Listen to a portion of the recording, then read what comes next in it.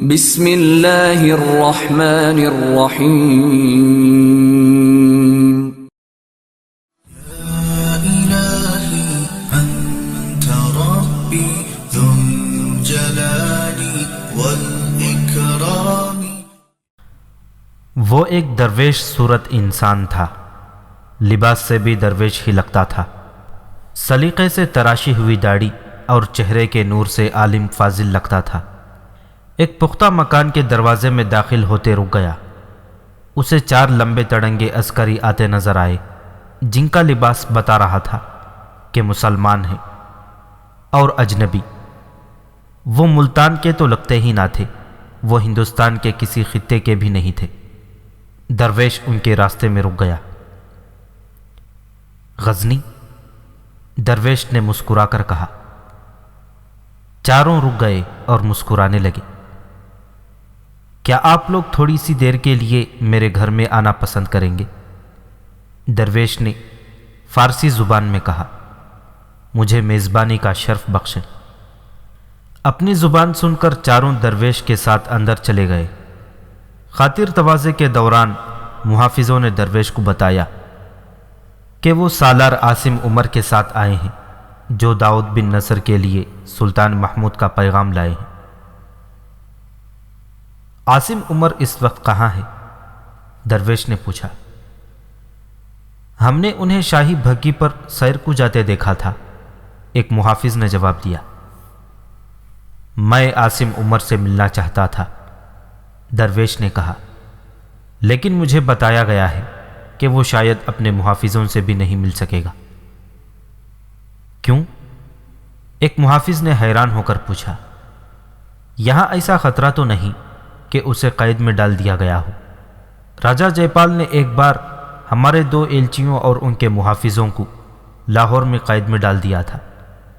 وہ قید میں ہی بھوکے پیاسے مر گئے تھے۔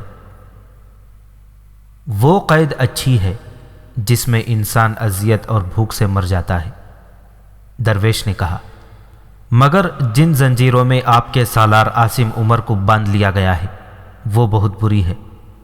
اس قید میں انسان تو زندہ رہتا ہے، اس کا ایمان اور اس کا مذہب مر جاتا ہے، وہ سپاہی نہیں رہتا۔ یہ ان حسین اور بے حجاب لڑکیوں کے گیسو اور ان کے نازک اور بل کھاتے جسموں کی زنجیریں ہیں، جنہیں محل میں اسی مقصد کے لیے پالا جاتا ہے۔ وہ جب رات ضیافت میں گیا تھا تو آپ نے اسے وہاں دیکھا تھا؟ ہمیں الگ کھانا دیا گیا تھا، ایک محافظ نے کہا۔ اسے رات شراب پلائی گئی تھی، درویش نے کہا، اور باقی رات وہ ایک ایسی لڑکی کے قبضے میں رہا تھا جنہیں ہم جادوگرنیاں کہتے ہیں۔ کیا آپ بھی رات کے جشن میں گئے تھے؟ نہیں، درویش نے جواب دیا۔ شاہی دربار کے ساتھ میرا کوئی تعلق نہیں، لیکن میری آنکھیں اور میرے کان دربار میں رہتے ہیں۔ عاصم عمر جو پیغام لایا ہے میں وہ بھی جانتا ہوں۔ خطرہ کیا ہے؟ خطرہ یہ ہے کہ عاصم عمر داؤد بن نصر کا مرید اور ہندو راجاؤں کا نمائندہ بن کر واپس جائے گا اور سلطان کے لیے ایک دھوکہ لے کر جائے گا، درویش نے کہا۔ میں سوچ رہا تھا کہ میں عاصم عمر تک یا آپ لوگوں تک کس طرح پہنچوں۔ ارادہ نیک ہو تو خدائے ذوالجلال سبب پیدا کر دیتے ہیں۔ آپ شہر کی سیر کے لیے آئے تھے اور خدا نے مجھے آپ کے راستے میں کھڑا کر دیا۔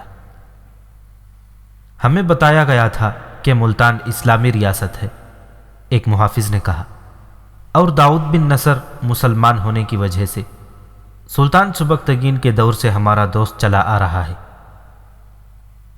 میں حیران ہوں کہ سلطان محمود نے سب کچھ جانتے ہوئے آپ کو یہاں کی حقیقت کیوں نہیں بتائی؟ درویش نے کہا، یہ مجھ سے سن لو کہ تم بھی انہی زنجیروں میں نہ بندھ جاؤ جن میں تمہارا سالار گرفتار ہو چکا ہے۔ ملتان پر کرامتی فرقہ حکمران ہے۔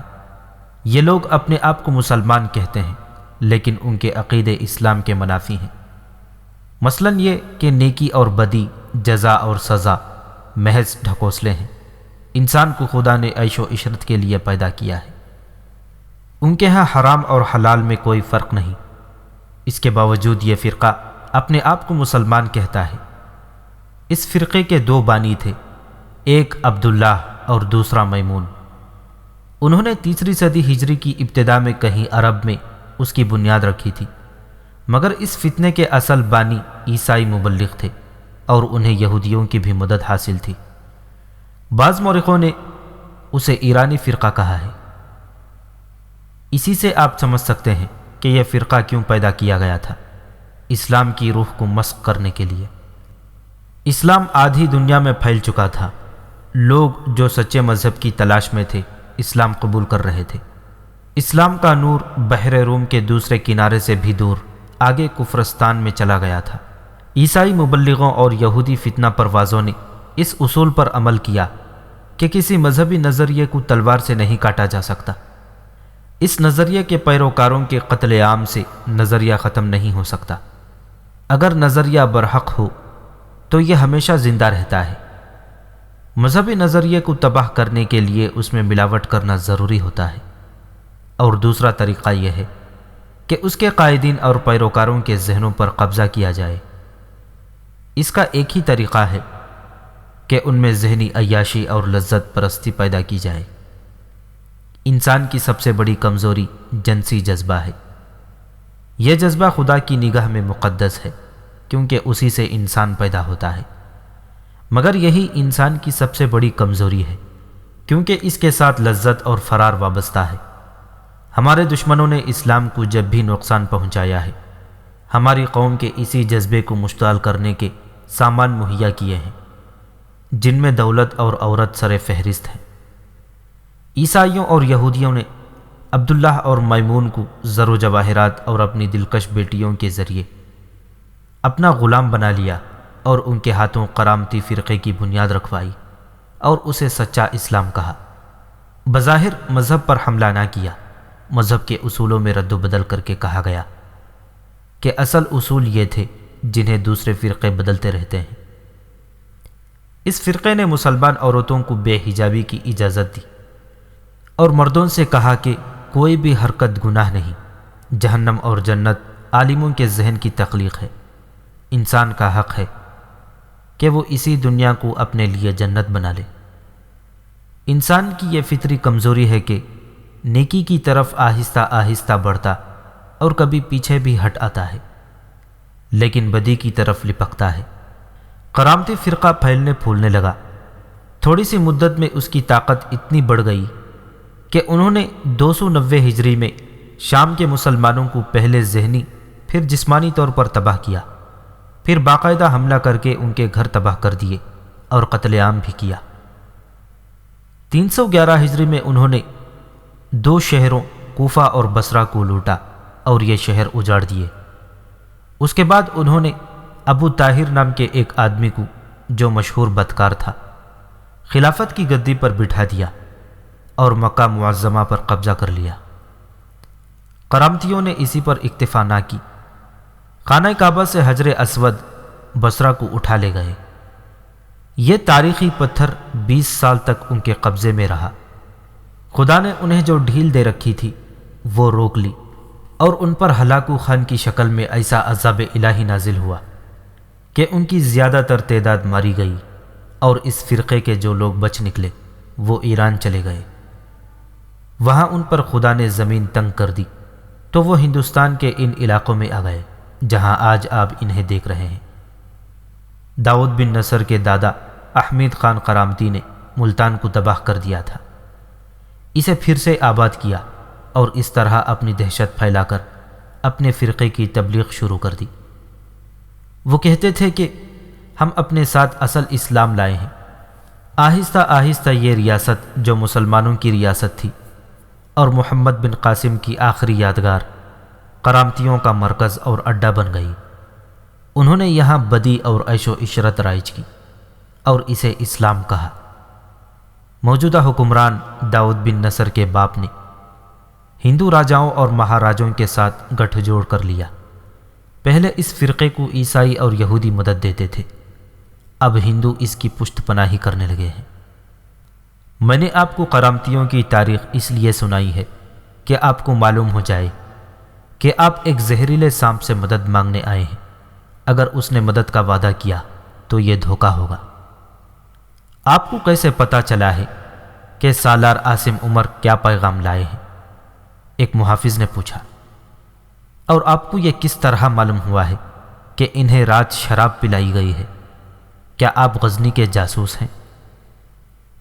نہیں، درویش نے جواب دیا، میں سلطان محمود کا نہیں، محمد بن قاسم کا جاسوس ہوں۔ ہم اس اسلام کے پاسبان ہیں جو محمد بن قاسم یہاں لایا تھا۔ ہم نے زمین دوز جماعت بنا رکھی ہے جو اصل اسلام کا پرچار اور کرامتیوں کے اسلام کے خلاف کام کر رہی ہے۔ ہمارے بعض آدمی شاہی محل میں بھی ملازم ہیں، وہ اندر کے بھید معلوم کرتے رہتے ہیں۔ داؤد کو ذاتی طور پر معلوم ہے کہ اس کے خلاف ایک جماعت سرگرم ہے۔ اس کے مخبر ابھی تک اس جماعت کا سراغ نہیں لگا سکے۔ ہمیں قبل از وقت پتہ چل جاتا ہے کہ ہمارے خلاف کوئی کارروائی ہونے والی ہے۔ ہمیں کیا کرنا چاہیے؟ آپ کو سب سے پہلے یہ سمجھ لینا چاہیے کہ داؤد آپ کا نہیں، ہندوؤں کا دوست ہے، درویش نے جواب دیا۔ دوسرے یہ کہ آپ کو اپنے اس سالار پر بھی اعتبار نہیں کرنا چاہیے۔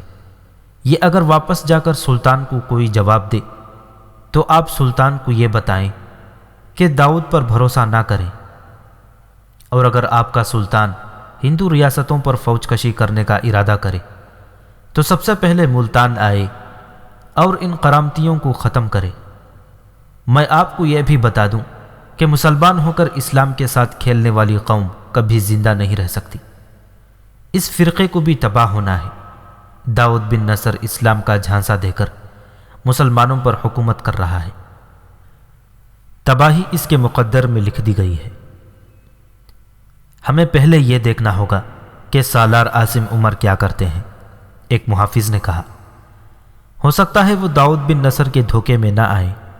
اگر وہ اس کے جال میں پھنس گئے تو ہم واپس جا کر سلطان کو یہ بتا دیں گے جو آپ نے ہمیں بتایا ہے۔ عاصم عمر داؤد بن نصر کے پاس بیٹھا تھا۔ اس کے سامنے ایک نقشہ رکھا تھا جو کسی نے ہاتھ سے بنایا تھا۔ آپ یہ نقشہ اپنے ساتھ لے جا سکتے ہیں، داؤد بن نصر نے کہا۔ میں نے آپ کو راستہ بتا دیا ہے، سلطان کی فوج اس راستے سے آئے۔ میں نے آپ کو وہ جگہ بھی بتا دی ہے جہاں سے آپ کی فوج دریائے چناب پار کرے گی۔ راستے میں اننت پال یا بجی رائے کی فوج ہمارا راستہ ضرور روکے گی، عاصم عمر نے کہا۔ آپ نے جو راستہ دکھایا ہے اسے میں محفوظ نہیں سمجھتا۔ آپ کی فوج کس طرح ہماری فوج کی حفاظت کرے گی؟ داؤد نے جواب دیا، جس سے عاصم عمر مطمئن نہ ہوا۔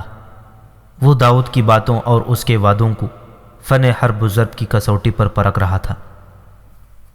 اسے کچھ شک سا ہونے لگا۔ اس نے داؤد کے ساتھ اتنی بحث کی کہ داؤد پریشان ہو گیا۔ کیا آپ یہاں کچھ دن اور رہنا پسند نہیں کریں گے؟ داؤد نے اسے پوچھا۔ میں اپنے فرض کی خاطر جا رہا ہوں، عاصم عمر نے کہا، ورنہ میں تو جانا ہی نہیں چاہتا۔ پھر آپ اپنا فرض اس طرح پورا کریں جس طرح میں بتاتا ہوں، داؤد بن نصر نے کہا۔ اپنے سلطان کو اسی راستے سے لائیں اور آپ ہمارے پاس آ جائیں۔ آپ ہماری فوج کے سالار ہوں گے اور آپ کو یہی عیش و عشرت ملے گی جو آپ کو مل رہی ہے۔ اگر آپ سلطان محمود کو کامیابی سے ہمارے پھندے میں لے آئے تو میں وعدہ کرتا ہوں کہ آپ کو اپنی ریاست کا کچھ علاقہ دلا کر خود مختار حکمران بنا دوں گا۔ اتنی جنگیں لڑ کر آپ کا حق ہے کہ آپ اس دنیا کو اپنے لیے جنت نظیر بنائیں۔ داؤد بن نصر نے وہی باتیں شروع کر دیں جو ایک سفید ریش بزرگ اس کے دل میں اتار چکا تھا۔ داؤد نے یہ بھی کہا کہ ہندوؤں سے بڑھ کر کوئی اچھا دوست آپ کو نہیں ملے گا۔ ان کے ساتھ رہ کر دیکھو، اپنے سلطان کی خواہشات اور اس کے عزائم پر اپنی جانیں قربان نہ کرو۔ کل صبح روانہ ہو جاؤ اور سلطان سے کہو کہ داؤد بن نصر آپ کی راہ دیکھ رہا ہے۔ اسی شام کا ذکر ہے، عاصم عمر اپنے کمرے میں تھا۔ اس نے اپنے چاروں محافظوں کو بلا رکھا تھا۔ وہ ان سے کہہ رہا تھا کہ کل صبح واپسی ہوگی، انہیں روانگی کے احکام دے کر اس نے محافظوں کو فارغ کر دیا۔ چاروں محل کی ایک غلام گردی سے گزر رہے تھے کہ انہیں اپنے پیچھے کسی کے قدموں کی آہٹ سنائی دی۔ چاروں نے پیچھے دیکھا، ایک عورت آ رہی تھی۔ اس نے ان کے قریب سے گزرتے دھیمی آواز میں کہا، تم میں سے ایک اسی وقت اس عالم کے پاس چلا جائے جس نے چاروں کو اپنے گھر میں بٹھایا تھا۔ یہ کہہ کر وہ آگے نکل گئی۔ ان میں سے ایک محافظ محل میں سے نکل گیا اور درویش کے دروازے پر جا کر دستک دی۔ دروازہ درویش نے کھولا اور وہ محافظ کو اندر لے گیا۔ عاصم عمر کرامتیوں کے خوبصورت پھندے میں آ گیا ہے۔ درویش نے کہا، اس نے داؤد کے ساتھ سودا طے کر لیا ہے، نقشہ اس کے پاس ہے، آپ لوگ کل صبح روانہ ہو رہے ہیں۔ عاصم عمر یہ نقشہ سلطان محمود کو دکھائے گا اور اس پر اسے ایک راستہ بتائے گا۔ تم سلطان سے کہنا کہ وہ اس راستے سے نہ آئے۔ اسے یہ کہنا کہ جنہیں آپ مسلمان بھائی سمجھتے ہیں وہ ہندوؤں سے زیادہ خطرناک ہیں۔ جاؤ، زیادہ دیر یہاں نہ رکو۔ وہ کون تھی جس نے ہمیں پیغام دیا تھا کہ ہم میں سے کوئی آپ سے ملے؟ محافظ نے پوچھا۔ وہ ایک مظلوم عورت ہے، درویش نے جواب دیا۔ آپ نے اس کی خوبصورتی دیکھی ہوگی۔ اس کے ماں باپ نے منہ مانگی رقم اور کچھ زمین لے کر اس کی شادی ایک بڑے ہی امیر آدمی کے ساتھ کر دی تھی۔ اس آدمی نے 1 سال بعد اسے تحفے کے طور پر داؤد بن نصر کو دے دیا۔ اس کے پاس ایسی لڑکیوں کی کمی نہیں۔ اس نے 1.5-2 سال حرم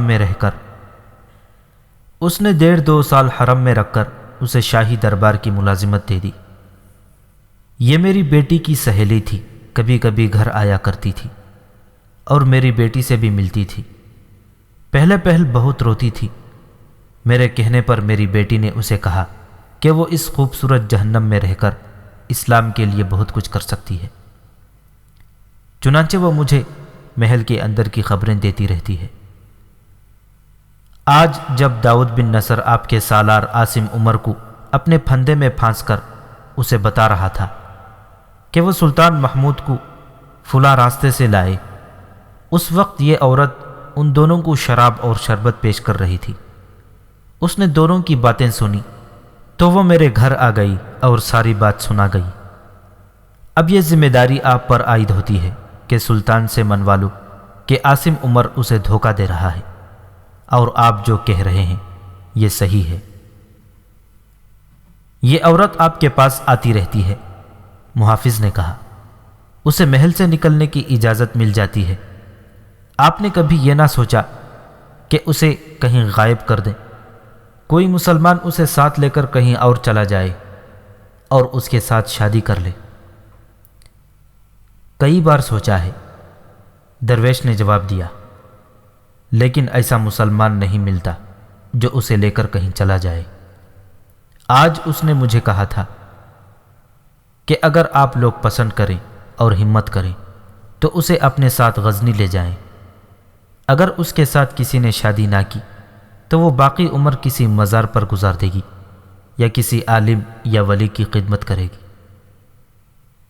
ہم اسے اپنے ساتھ لے جا سکتے ہیں، محافظ نے کہا، لیکن اسے سب کے سامنے لے جانا ناممکن ہے۔ ایک صورت یہ ہے کہ اسے کوئی شہر سے دور ہمارے راستے میں کہیں تک پہنچا دے۔ ہمارے لیے دوسری مشکل یہ ہے کہ سالار عاصم عمر شاید ہمیں لڑکی کو ساتھ نہ لے جانے دے۔ اسے ہم سنبھال لیں گے۔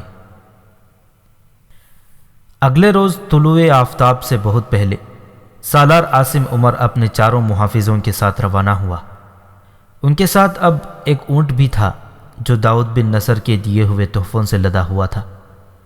ایک محافظ کی برچھی کے ساتھ چھوٹا سا سفید جھنڈا بندھا تھا جو اس نے بلند کر رکھا تھا۔ اس کا مطلب یہ تھا کہ ہم دوست ہیں۔ قافلہ شہر سے دور نکل گیا، دریا بھی پار کر لیا گیا۔ سالار عاصم عمر جب ملتان کی طرف آ رہا تھا تو محافظوں کے ساتھ دوستوں کی طرح باتیں کرتا آیا تھا، مگر اب وہ خاموشی سے آگے آگے جا رہا تھا۔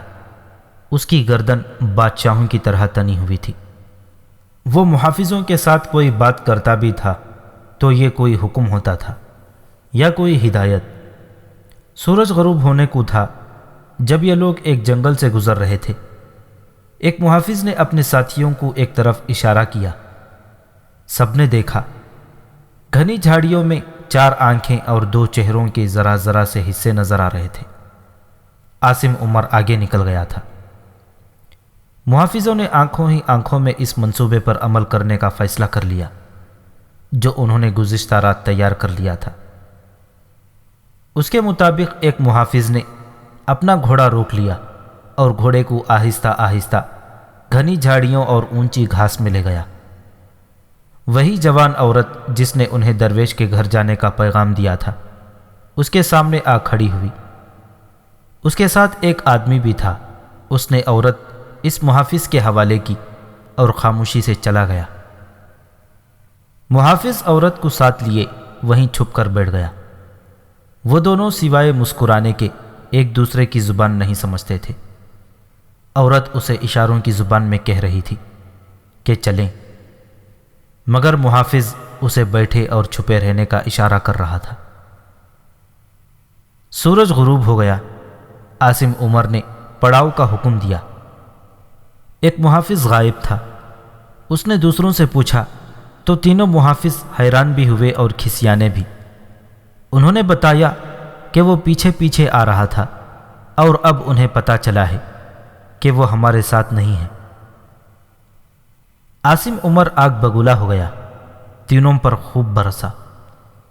وہ واپس ملتان چلا گیا ہے، ایک محافظ نے کہا۔ اس نے ہمیں کہا تھا کہ ملتان اسے اتنا پسند آیا ہے کہ وہ یہاں سے جانا نہیں چاہتا۔ ہم اسے مذاق سمجھتے رہے۔ وہ کسی بازاری رقاصہ کو دل دے بیٹھا ہے، دوسرے نے کہا۔ اسے تلاش کرنا بیکار ہے۔ عاصم عمر نے بہت سوچا اور بولا، ہاں، تلاش اور تعاقب بیکار ہے۔ بہتر یہی ہے کہ اسے ذلیل و خوار ہونے کے لیے وہیں جانے دیا جائے جہاں وہ گیا ہے۔ اس نے ایک اتنے اہم محافظ کی گمشدگی کو ذہن سے اتار دیا۔ اس کی وجہ یہ تھی کہ اس کا اپنا ذہن ملتان میں داؤد بن نصر کے محل میں ہی رہ گیا تھا۔ وہ جسمانی طور پر وہاں سے آ گیا تھا، ذہنی طور پر وہ وہیں تھا۔ ایک محافظ تو معمولی سا آدمی تھا، اس کی نظروں میں سلطان محمود کی بھی کوئی اہمیت نہیں رہی تھی۔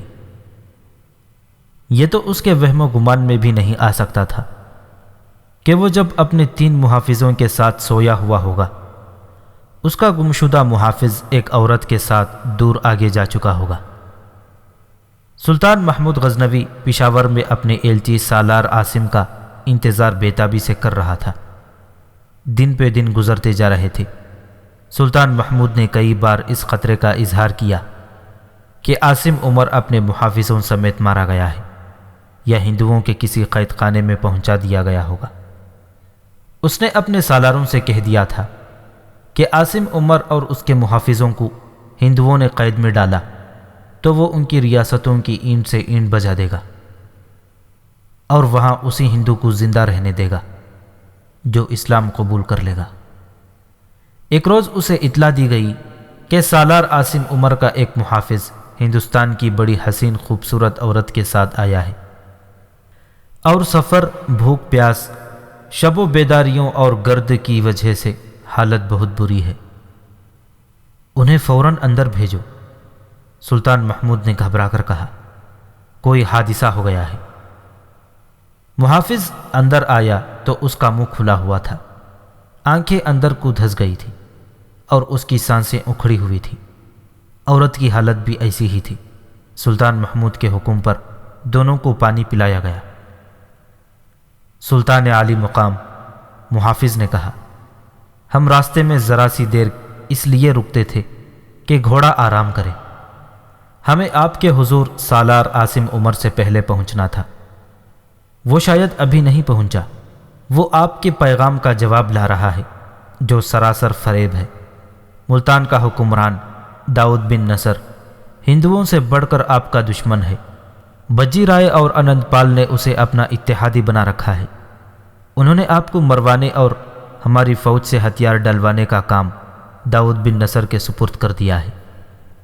اس کرامتی نے عاصم عمر کو ایک نقشہ دیا ہے جس پر وہ راستہ دکھایا گیا ہے جس سے آپ اپنی فوج ملتان لے جائیں گے۔ ہندو مہاراجوں نے آپ کے لیے ایک پھندا تیار کیا ہے۔ کیا عاصم عمر اور داؤد بن نصر کی نیت کا پتہ چلا ہے؟ سلطان محمود نے پوچھا۔ عاصم عمر اپنا ایمان فروخت کر کے آ رہا ہے۔ محافظ نے سلطان محمود کو بتایا کہ عاصم پر کیسے طلسم طاری کیے گئے ہیں، اور وہ اب ہمارا سالار نہیں، داؤد بن نصر کا اعلی کار بن گیا ہے۔ اس نے کہا کہ وہ اس فریب میں برابر کا شریک ہے جو آپ کو دیا جائے گا۔ محافظ نے اس عورت کے متعلق سلطان محمود کو بتایا کہ اسے کس طرح محل میں پہنچا دیا گیا تھا اور اس نے اپنی روح کو مطمئن کرنے کا کیا ذریعہ اختیار کیا تھا۔ ایک ترجمان کے ذریعے عورت نے سلطان محمود کو تفصیل سے بتایا کہ داؤد بن نصر کے محل میں کیا ہوتا ہے، وہاں کیسا مذہب رائج ہے، اور عاصم عمر کو کس طرح جال میں پھانسا گیا ہے۔ اس نے داؤد اور عاصم عمر کی پوری گفتگو سنائی جو اس نے اپنے کانوں سے سنی تھی۔